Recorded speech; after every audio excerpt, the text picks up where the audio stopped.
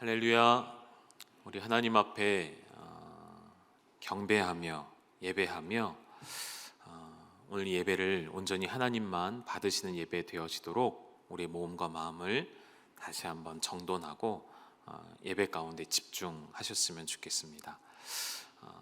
가정에서 예배하실 때에 다 좋으나 예배 드릴 수 있고 각 가정에서 예배할 때에 그것이 시청이 되지 않도록 오늘 예배자로서 각 가정에서 각 처소에서 집중하여 하나님을 만나시고 또 주님의 음성을 들으셨으면 좋겠습니다. 지난 주중 가운데 신앙성장반 신청을 마감하고 소그룹으로 좀 나눠드리고 온라인으로 할 수 있는 것들을 좀 준비하고 있는데요. 감사하게도 120명이 넘는 성도님들이 신앙성장반에 신청을 해주셨습니다. 이것이 어쩌면 또 우리의 목마름에 대한 표현이라는 생각이 들기도 하고요. 제가 신청하신 분들 명단을 쭉 보니까 평균 우리 교회 등록하신 지 1년 안팎 되신 분들이 많이 신청을 해주셨더라고요. 감사하고요. 함께 7주, 8주 정도 되는 이 과정을 통해서 우리 신앙이 말 그대로 한 단계 더 성장해 나갈 수 있는 그런 시간이 되셨으면 좋겠습니다. 이번 14기 JDTS에 한해서는 이번 신앙성장반을 수료하신 분에게는 DTS를 신청할 수 있는 자격을 드리도록 그렇게 하였습니다. 그래서 기쁜 마음으로 이 훈련에 동참하셨으면 좋겠습니다.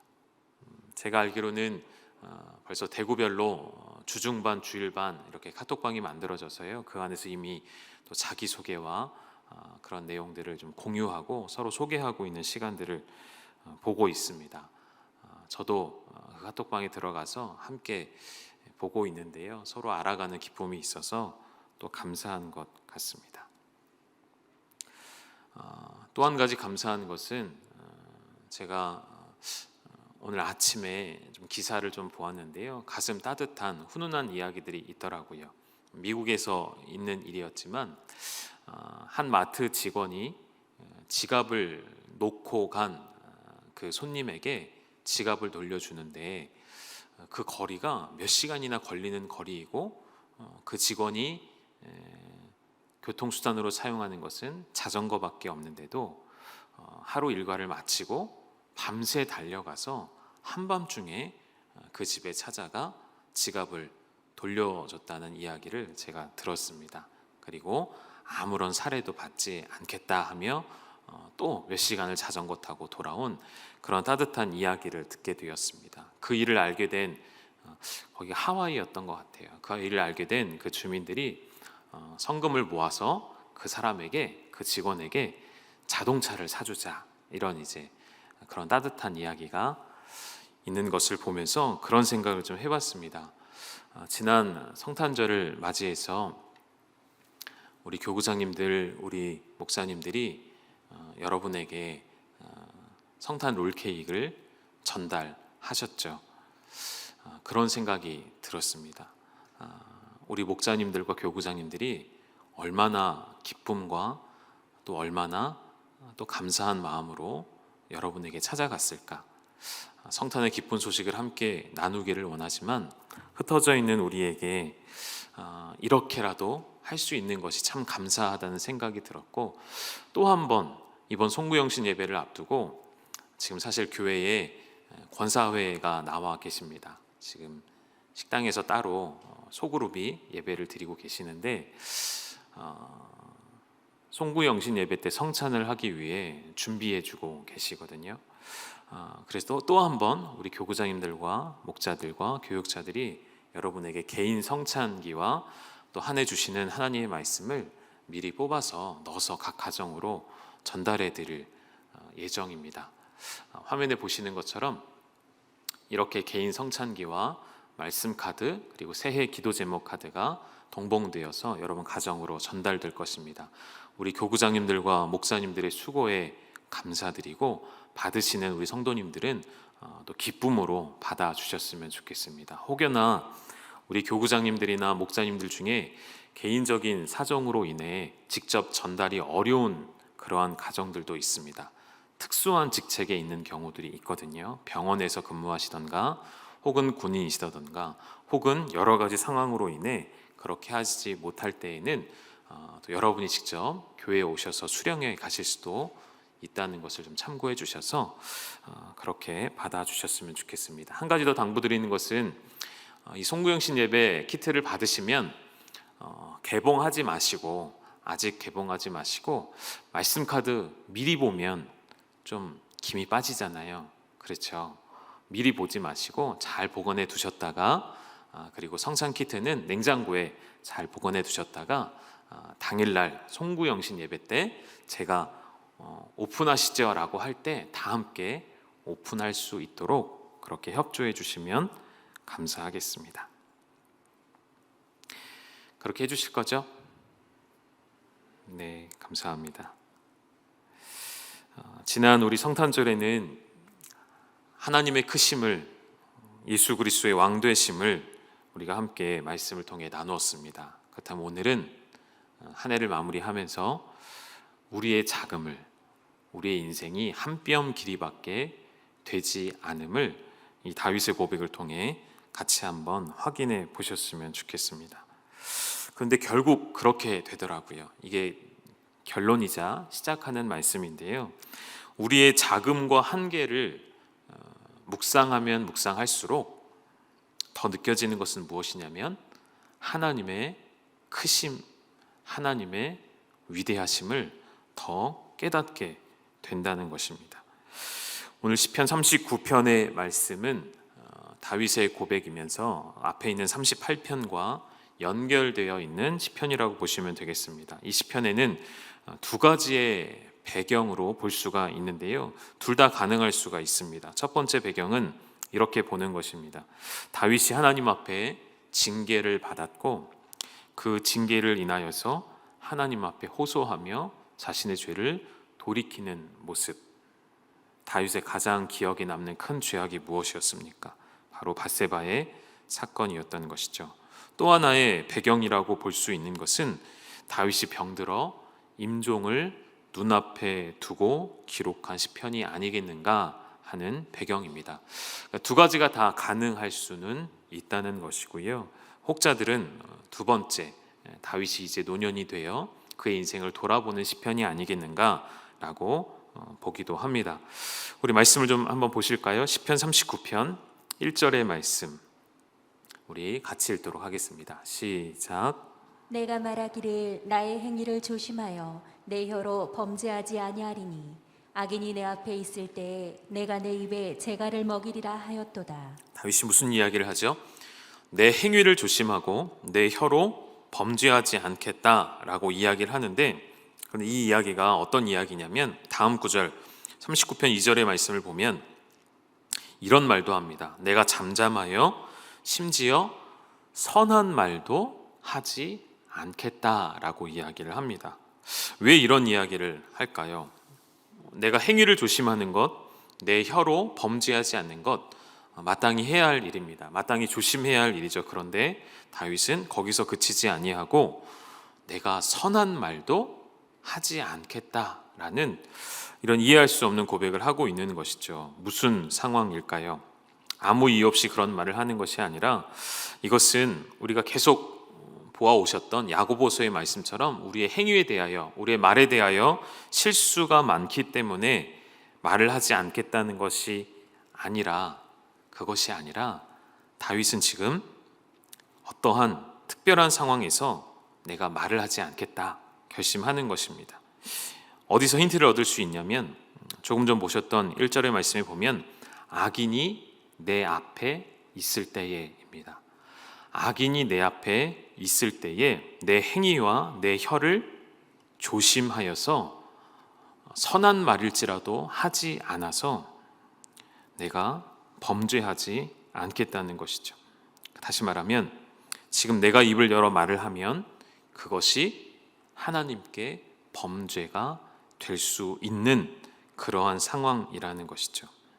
조금 더 보실까요? 39편 9절의 말씀을 보시면 같이 읽겠습니다. 시작. 내가 잠잠하고 입을 열지 아니함은 주께서 이를 행하신 까닭이니이다. 무슨 말일까요? 다윗이 그 놓여져 있는 상황, 그 어떤 상황이 하나님께서 행하신 일이기 때문에 다윗은 그 일에 대해서 내 입을 열지 않겠다라고 말하는 것이죠. 원래는 우리의 입술을 열어 무엇을 해야 합니까? 하나님의 크심을 노래하고 하나님이 하신 일을 세상 가운데 전파하고 선포하고 그분을 높이고 찬양하는 것이 마땅히 우리의 일인데, 다윗은 지금 심지어 하나님께서 행하신 일도 내가 말하지 않는 것이 옳다라고 여깁니다. 그리고 그 일은 결국 10절에 나와 있는데 화면엔 없습니다. 제가 읽어드리면 10절에 이런 고백을 다윗이 하고 있습니다. 주의 징벌을 나에게서 옮기소서. 주의 손이 치심으로 내가 쇠망하였나이다. 주의 징계로 말미암아 내가 쇠망하게 되었다는 것, 즉 하나님으로부터 내게 징계가 찾아왔음을 고백하고 있는 것입니다. 그래서 다윗은 하나님이 나에게 내리신 그 징계에 대하여 내 입을 연다면, 그 일에 대해서 하나님을 모르는 자들 앞에서 내가 말을 한다면 그것이 하나님을 비방하는 일이 되고 하나님의 영광을 가리우는 일이 되어서 범죄하게 되기 때문에 내 입술을 굳게 닫겠다, 이러한 것이죠. 간단히 정리하면 이런 이야기입니다. 시편 38편부터 이어지는 이 내용의 말씀 가운데 다윗은 지금 자신의 어떠한, 정확히 나와 있지는 않습니다. 그러나 어떠한 죄로 인하여 하나님의 징계가 내게 임했다라고 생각하고 있는 것이죠. 그래서 38편에는 육체적인 질병이 찾아왔음도 이야기를 합니다.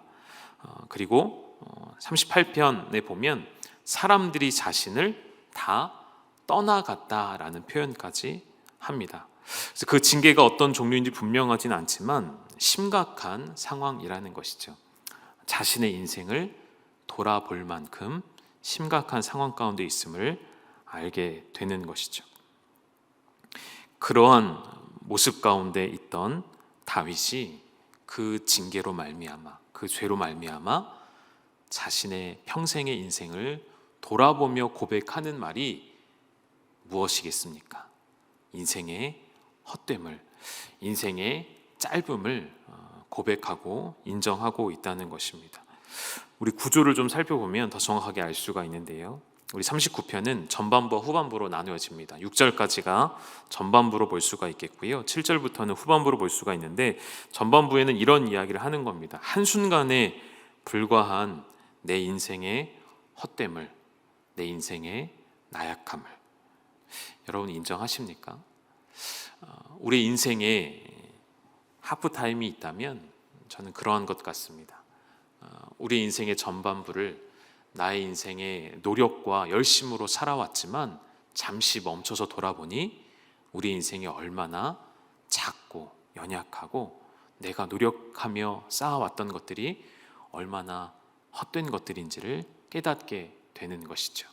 그러면 거기서 우리의 인생의 후반전은 어떻게 나아가야 할까요?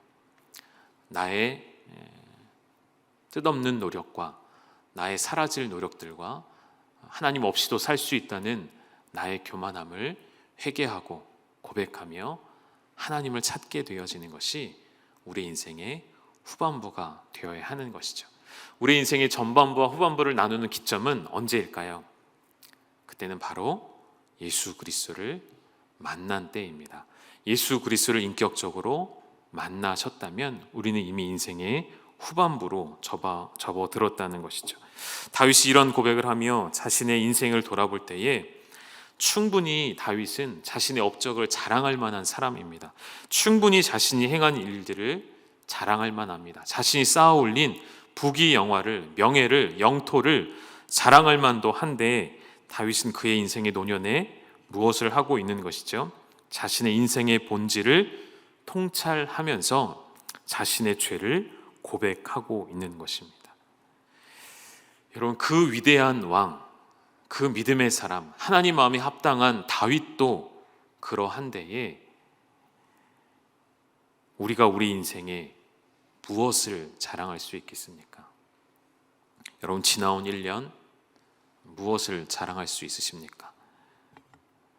여러분, 살아오신 평생 동안 그럼 무엇을 자랑할 수 있으시겠습니까? 결국 다윗이 깨달은 인생의 본질이 무엇입니까? 오늘 구절들을 살펴보면 5절에 첫 번째, 나의 날이 한 뼘 길이밖에 되지 않음을 깨닫게 되었습니다. 5절에 나와 있죠. 5절에 그렇게 고백합니다. 나의 날이 한 뼘 길이만큼이라는 것은 하나님께서 나를 그렇게 창조하셨음을 인정하는 겸손한 고백인 것입니다. 두 번째는 나의 일생이 하나님 앞에 없는 것 같은, 무와도 같은, 존재하지 않는 것과 같은 인생이라는 것이죠. 하나님에 비교하여 볼 때에 다시 5절을 보여주시면 내 인생은 하나님 앞에 없는 것처럼, 나의 일생은 아주 작고 먼지와도 같음을 고백하고 있는 것이죠. 세 번째는 이런 고백을 합니다. 우리 인생이 그림자와 같구나 라고 고백을 합니다. 6절을 보여주시면 여러분, 그림자가 무엇입니까? 실체가 아닌 것이죠. 그림자, 진실로 각 사람은 그림자와 같이 다녀서 곧 없어질 그런 그림자의 인생이라는 것이죠. 여러분, 이것이 사실이고 이것이 우리 입술에 겸손한 고백이 되어야 할 줄로 믿습니다. 이 세상에 가장 어리석은 자가 있다면 어떤 사람일까요? 내가 쌓아놓은 것으로 영원히 살 것처럼 착각하는 인생들, 이 땅에서 누리는 삶이 영원한 것처럼 살아가는 인생들이야말로 가장 어리석고 불쌍한 자일 것입니다.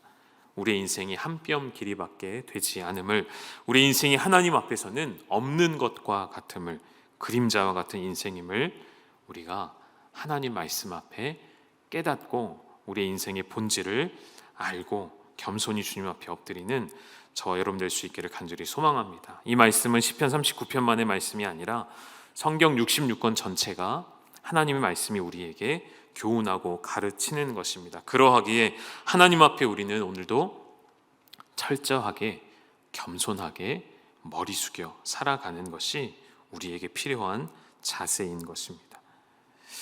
이러한 인생의 덧없음을, 헛됨을 다윗이 고백하는 때가 다윗의 임종을 앞둔 때이기 때문에 이 고백이, 이 가르침이 결코 가볍게 들을 수 있는 말씀이 아니라는 생각을 해보게 되어집니다.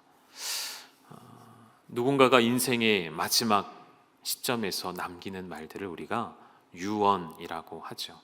그 말에는 힘이 있고 그 말에는 진실이 담겨져 있습니다.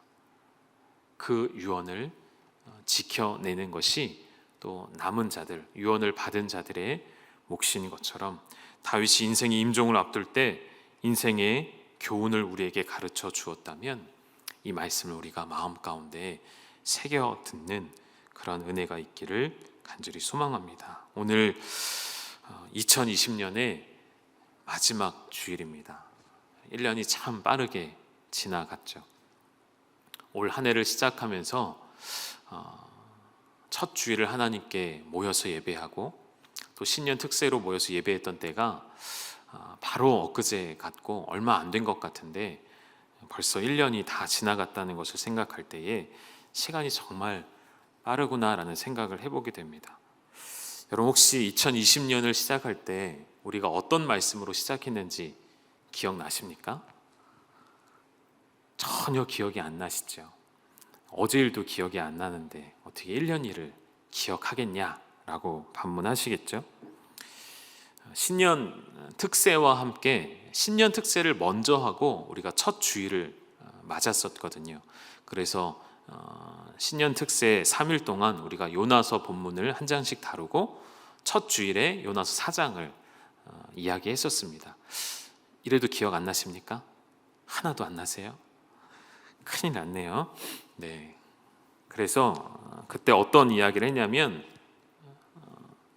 1장에서 요나의 그 두 마음을 우리가 설교하고 나누고, 둘째 날에는 요나가 그렇게 간절히 기도했던 것을 우리가 함께 이야기했었습니다. 기억나십니까? 세 번째는 그래서 요나의 기도가 하나님의 말씀으로 이루어진 기도였다는 것, 그래서 말씀에 대하여서 또 한 번 이야기를 했었고요. 주일이 되어서 넷째 날이 된 거죠. 주일날 또다시 두 마음이라는 제목으로 말씀을 나눴었습니다. 그때 마지막에 이런 이야기였죠. 요나가 돌이키고 하나님 앞에 순종함으로 니느웨까지 갔지만 또 그곳에서 두 마음이 되어버렸던 요나를 보게 되었습니다. 그 말씀들을 저도 한번 돌아봤거든요. 다시 돌아보면서 다시 얻게 되는 결론은 그거였습니다. 인간이라는 존재는, 그리고 나라는 자신은 결코 신뢰할 수 없는 존재이구나 라는 생각을 해보게 되었습니다. 오늘 벌써 1년이 지난 올해 끝자락에서 이 마지막 주일날 다윗의 임종을 앞둔 이 고백이 인간이라는 존재가 얼마나 허망하며 신뢰할 수 없으며 얼마나 작고 연약한 존재인지를 다시 한번 생각할 때 인생 그 자체를 우리의 삶의 목적으로 삼을 때에 그 인생이 얼마나 헛된 것인지를 알게 되어지고, 그래서 다윗이 이런 고백을 계속하고 있는 것입니다. 여러분, 누군가가 내 앞에 있는 상대방이 요즘 무슨 생각을 하고 있는지를 알기를 원한다면, 혹은 이 사람이 어떤 가치관으로 살아가고 있는지를 알기를 원한다면 이 질문을 던지면 저는 어느 정도 알 수가 있더라고요. 어떤 질문이냐면 당신의 기도 제목은 무엇입니까? 당신의 기도의 제목은 무엇입니까? 라고 물을 때 그 사람이 어떠한 인생의 가치관을 가지고 어떠한 인생의 방향관을 가지고 살아가는지를 알 수가 있는 것 같습니다.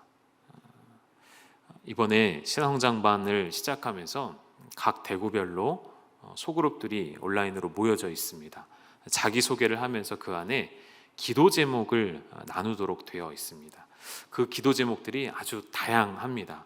그 기도 제목들 안에 어떤 고민이 있고 어떤 생각을 하는지 볼 수 있게 되는 것 같더라고요. 마찬가지로 다윗의 이야기를 보면, 다윗의 고백을 보면 다윗이 어떤 가치관을 가졌는지 볼 수가 있는데, 우리 4절의 말씀을 한번 같이 읽어보도록 하실까요?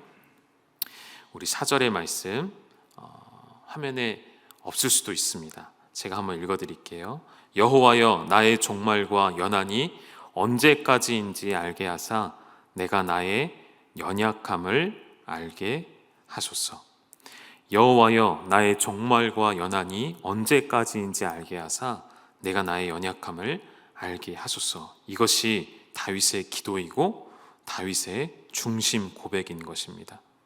다윗의 가치관이 무엇입니까? 하나님 앞에 늘 한없이 자신을 낮추는 사람이었습니다. 나를 낮추면 낮출수록, 여러분, 신기한 것은, 놀라운 것은, 우리를 낮추면 누군가가 나를 무시할 것 같죠. 나를 낮추면 누군가 나를 짓밟고 내 위에 설 것 같죠. 그렇지 않습니다. 우리가 하나님 앞에 나를 낮추면 하나님이 나를 높이시는 일을 경험하게 되는 것입니다. 하나님 앞에 한없이 자신의 연약함을 알게 하소서라는 고백을 하며 낮추었던 다윗은 나를 낮추면 낮출수록 하나님의 크심이 내 안에 들어오는 것을 경험하게 되는 것입니다. 그러한 인생을 살아갔던 자가 다윗이었습니다. 골리앗 앞에서도 자신은 낮추고 여호와 이름을 높일 때 골리앗을 무너뜨렸던 것입니다. 자신을 낮추고 하나님을 높일 때 그 왕위에 앉을 수 있었던 것이죠. 반대로 교만하여 하나님 없이 사는 자들의 특징은 무엇인지 아십니까? 오늘 다윗이 그 내용을 우리에게 알려주고 있습니다. 첫 번째는 교만하여 하나님이 없이 사는 자의 특징입니다. 근심이 점점 심하여집니다. 2절의 말씀을 보여주시겠습니까? 아무리 그 근심을, 아무리 그 염려를 내 힘으로 해결하려 하고 여러 가지 방법을 동원할지라도 근심이 점점 심하여지는 것. 두 번째는 모든 일이 허사가 된다라고 다윗은 고백합니다. 5절의 말씀을 한 번 더 띄워주시면 마지막에 나와 있죠. 사람이 내가 든든히 서 있는 것처럼 보일지라도, 내가 이만큼 했습니다. 이만큼 달려왔습니다. 잘했습니다. 든든히 이제는 섰다라고 말할 때에도 진실은 무엇이라고요? 그 모든 것이 허사라는 것입니다. 세 번째는 헛된 일로 소란한 삶을 살아가게 되어집니다. 6절의 말씀을 보여주시면 우리가 분주하고 바쁜 것이 의미 있고 가치 있는 일들이 아니라 정말 헛된 일로 인하여 소란스럽고 분주한 인생을 하게 되어집니다. 많은 일들을 하고 있는 것 같은데 뭔가 분주하기만 하고 이루어낸 것은 아무것도 없는 그러한 삶의 모습들. 마지막 네 번째는 하나님 없이 사는 자의 특징. 네 번째는 재물을 아무리 쌓아도 다 사라져 버린다는 것이죠. 6절 말씀에 분명히 나와 있습니다. 재물을 쌓으나 누가 거둘는지 알지 못하나이다.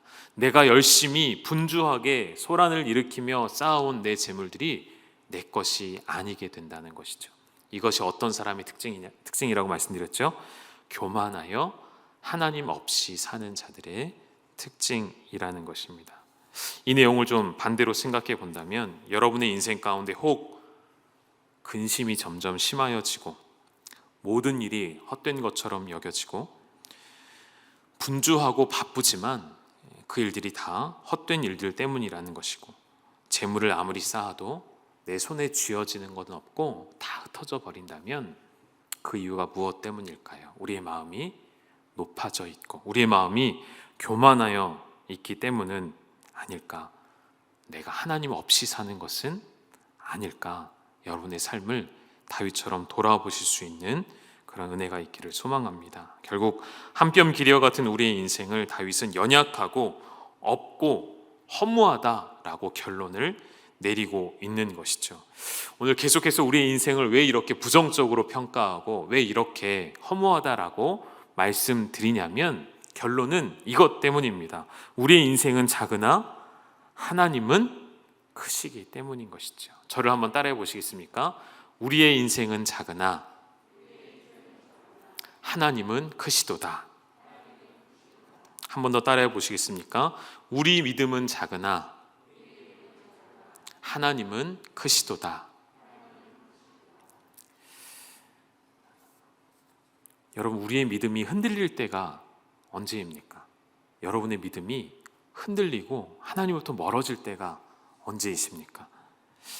삶에 찾아온 어려움들이 있을 때이죠.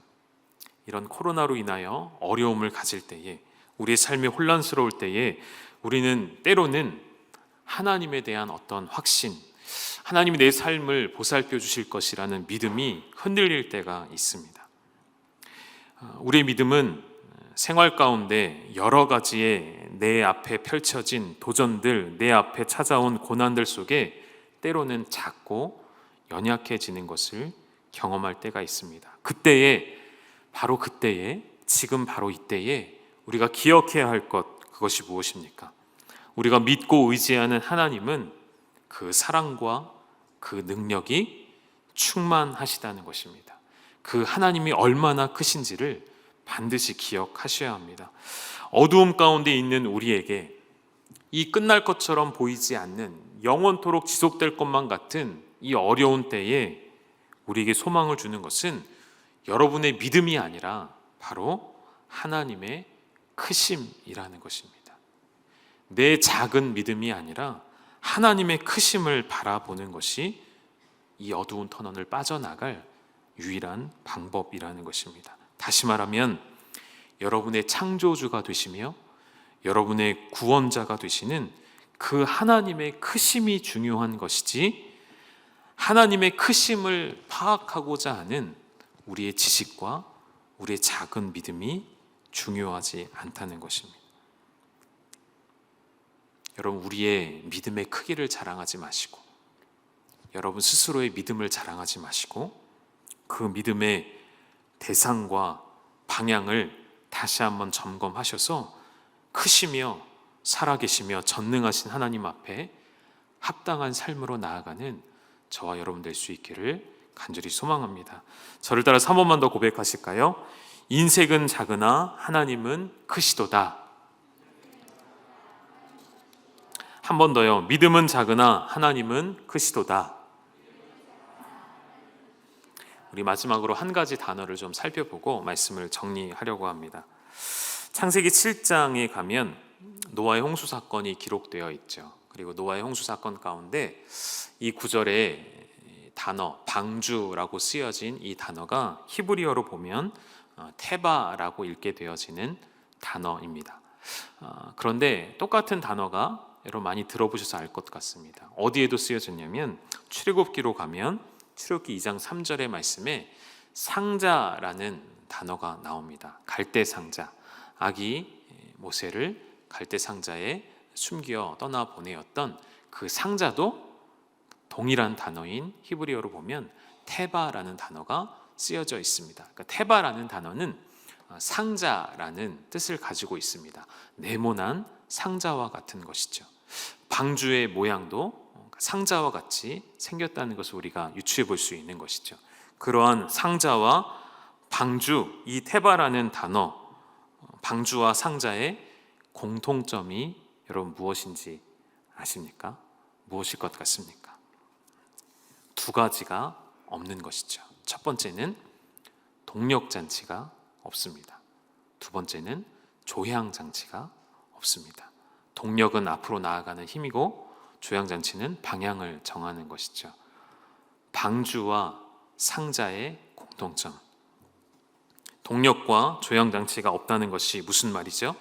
결국 물에 떠다니면서 물살이 흐르는 대로 그대로 따라가는 것을 의미합니다. 다시 말하면 이 테바라는 단어가 상징하는 것은 저는 이렇게 여러분께 말씀드리고 싶습니다. 테바의 사람이 된다는 것은 갈대 상자와 같은 우리의 인생이라는 것은 노아의 방주와도 같은 우리의 인생이라는 것은 우리의 인생의 방향과 속도와 그리고 우리 인생을 멈추는 것을 철저하게 하나님께 맡겨드리는 인생. 그러한 인생이 될 때 우리 인생은 참 의미가 있는 인생이 될 수 있다는 것이죠. 내가 앞으로 나아가려 하는 것, 내가 방향을 정하려고 하는 것 다 무의미한 일이 된다는 것입니다. 여러분, 오늘 우리에게 찾아온 실제로 찾아온 계절인 겨울, 일기예보를 보니까요, 월요일 날 비가 좀 오고 나면 주중에 많이 추워진다고 하더라고요. 우리 육체를 춥게 만드는 이 추운 겨울뿐만 아니라 우리의 마음과 우리 신앙을 얼어붙게 만드는 이러한 모든 상황이 영적인 겨울이 우리에게 찾아온 것 같습니다. 세상이 얼어붙어 있고 코로나로 인해 우리의 마음마저도 얼어붙어 있고 모이지 못함으로 인해 우리의 신앙마저도 뒤로 물러갈 이때에 그러나 주님은 이 모든 상황을 다 아시기 때문에 오늘 우리의 인생에 어떠한 계절이 찾아왔는지를 주님이 아십니다. 오늘 내 인생에 어떠한 폭우가 내리고 있는지를 아십니다. 오늘 내 인생이 깊은 바다 가운데 폭풍우 가운데 흔들리고 있음을 주님이 다 아십니다. 그분이 어떻게 아시겠습니까? 그분은 우리의 모든 것을 창조하신 하나님이시며 결코 실수가 없으신 하나님이시기 때문인 것이죠. 여러분, 온 우주 만물을 다스리신 하나님이 보이십니까? 보이시지 않으십니까? 온 세상을 통치하신 하나님의 권세가, 그 능력이 여러분의 눈에는 보이십니까? 보이지 않으십니까? 하나님의 크심이, 하나님의 전능하심이, 온 우주 만물을 다스리신 하나님의 능력이 보이지 않는다면 그것은 나의 자금을 인정하지 않기 때문인 것입니다. 오늘 설교의 제목과 같이 우리 인생이 다윗은 한 뼘 길이와도 같다라고 이야기합니다. 이 한 뼘 길이의 인생 가운데 여러분 무엇을 할 수 있습니까? 무엇을 이룰 수 있습니까?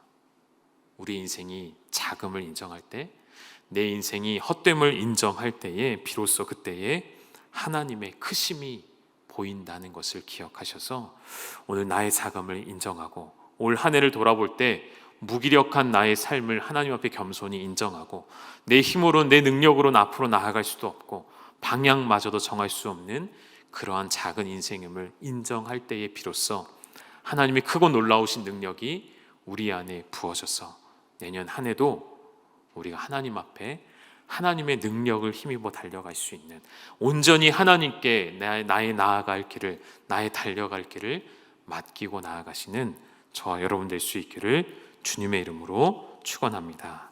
우리 같이 함께 찬양 부르시고 기도하시도록 하겠습니다.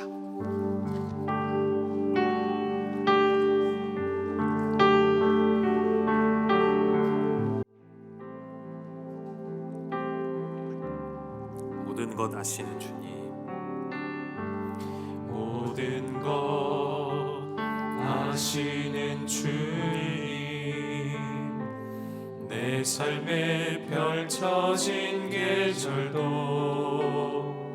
임마누엘 함께 늘 동행하시니 내 모든 순간 돌보아 주시네.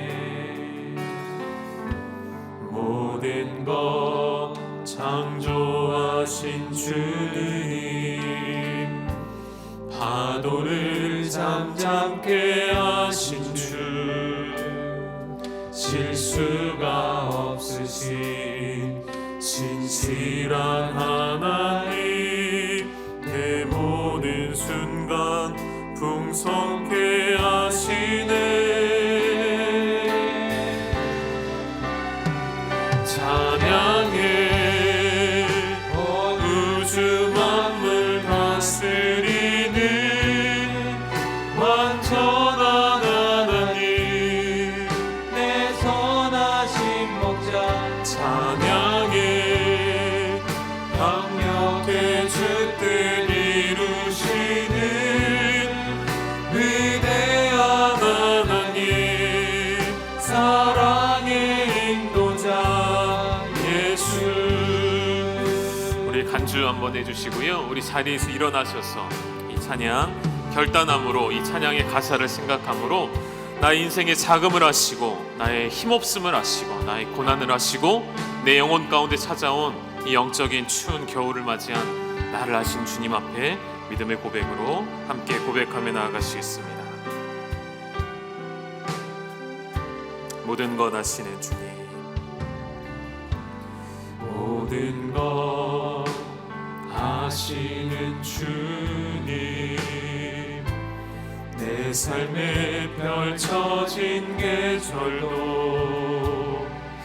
임마누엘 함께 늘 동행하시니 내 모든 순간 돌보아 주시네. 모든 것 창조하신 주님, 파도를 잠잠케 하신 주, 실수가 없으신 진실한 하나님, 내 모든 순간 풍성케 하신. 우리의 오른손을 높이 들고 찬양합시다. 찬양해 온 우주 만물 다스리는 완전한 하나님, 내 선하신 목자. 찬양해 강력해 주 뜻 이루시는 위대한 하나님, 사랑. 다시 한번 찬양해 온 우주 만물 다스리는 완전한 하나님, 내 선하신 목자. 찬양해 강력해 주 뜻 이루시는 위대한 하나님, 사랑. 찬양해 온 우주 만물 다스리는 완전한 우리 완전하신 하나님 앞에 내 선하신 목자. 하나님 우리를 다스려 주시옵소서. 명령해준 일 이루시는 위대한 하나님, 우리 마지막으로 한 번 더 고백하실까요? 찬양해 온 우주 만물 다스리는 완전한 하나님, 내 선하신 목자 찬양해 명령해준 일 이루시는 위대한 하나님, 사랑의 인도자 예수. 그 시간 함께 기도할 때에 여러분의 한 해를 돌아보셨으면 좋겠습니다. 여러분 무엇을 이루셨고 무엇을 자랑할 수 있으십니까? 아무것도, 그 어떠한 것도 하나님 앞에 자랑할 것이 없는 우리의 인생임을 여러분이 인정하신다면 여러분의 영적인 눈이 열려 하나님의 크심이 보이기 시작하실 것입니다. 내 인생을 향하신 하나님의 크고 완전하신 계획이 보이기 시작할 것입니다. 내게 하나님이 무엇을 원하시는지, 내 삶을 통해 하나님이 어떠한 비전을 이루기를 원하시는지 보이지 않았던 우리의 인생이 이제는 여러분 보이셔야 합니다. 나의 자금을 인정함으로 나의 모든 것을 아시는 주님께서, 여러분의 삶에 찾아온 겨울을 아시는 주님께서, 내 영혼의 얼어붙음을 아시는 주님께서 나를 창조하셨기에 내가 오늘 테바와 같이, 방주와 같이, 갈대상자와 같이 하나님께 온전히 전적으로 나의 삶의 방향과 나아갈 힘을 맡겨드릴 때에 그 파도를, 그 폭풍을 잠잠케 하시며 온 우주 만물을 다스리신 하나님의 능력이 내 안에 들어옴을 경험하는 그러한 2021년이 되게 하여 주시옵소서. 우리 이런 믿음으로 함께 간절히 고백하며 나아가시겠습니다. 함께 기도하시겠습니다. 주님, 하나님 감사합니다. 하나님 올 한 해를 돌아볼 때에 그 어느 것도 자랑할 것이 없고 그 어떠한 것도 내세울 것이 없으나 오히려 그러하기에 감사합니다. 하나님 오늘 우리의 삶을 겸손히 주님 앞에 아뢰게 하시니 감사합니다. 하나님 오늘 우리의 믿음의 눈이 열려서 하나님의 크심을 보게 하여 주시옵시고, 하나님 끝날 것처럼 보이지 않는, 끝나지 않을 것처럼 보이는 이 코로나의 모든 상황들 가운데 우리의 아픔을 아시고 우리 얼어붙은 영혼의 마음을 아시고 내 영혼의 상태를 아시는 주님, 그분은 모든 것을 아시는 하나님이시기에, 그분은 모든 것을 창조하신 하나님이시기에, 결코 실수가 없으신 하나님이시기에 하나님을 신뢰하며 나아가오니 온 우주 만물을 다스리신 하나님이심을 보게 하시고 인정하게 하시고 겸손케 하여 주시옵시고, 나의 자금을 인정할 때에 하나님의 크심을 보게 하여 주시옵소서.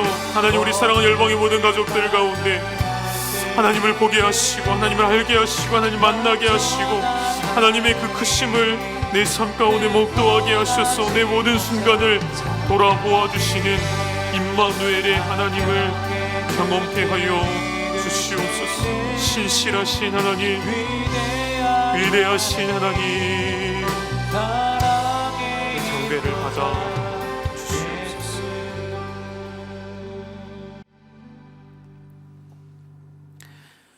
이제는 우리 주님 예수 그리스도의 은혜와 하나님 아버지의 아들을 내어주신 그 놀라운 사랑하심과 성령의 교통케 하심이 오늘 방주와 같이, 갈대 상자와 같이 내가 할 수 있는 것은 아무것도 없음을 겸손히 인정함으로 내게는 앞으로 나아갈 힘도 없으며 내 삶의 방향을 결정할 힘도 없사오니 오직 하나님께 나의 인생을 전적으로 맡겨드릴 때에 하나님이 나의 삶을 선히 인도하시며 모든 것을 아시는 주님, 온 우주 만물을 다스리시는 신실하신 하나님, 위대하신 하나님 앞에 나의 삶을 온전히 기꺼이 내어 맡겨드리기를 소망하며 내 인생을 주님의 손에 의탁하기를 원하는 우리 사랑하는 열방의 모든 가족들을 위해 이제 한 해를 마무리하고 새롭게 시작하는 2021년 새해 가운데 하나님의 놀라운 축복이 이제로부터 영원토록 함께 있을지어다.